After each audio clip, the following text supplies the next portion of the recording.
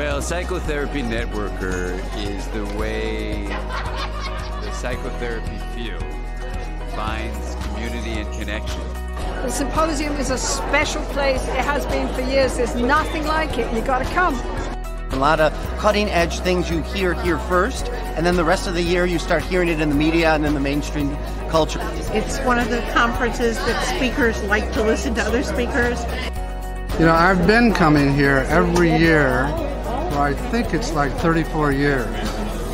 And it just gets better and better. It's the premier psychotherapy conference in the country. Presentations here. I honestly believe this is the conference that I come to and look forward to every year. It really is a unique space. There aren't very many professional spaces where you have people from all sorts of walks of life. That you get to come here and be exactly as nerdy as you want to be. There's so much to learn. So come to the Networker if you've never been, and if you've been, you already know what I'm talking about. It's a fabulous place to develop yourself as a person and a professional.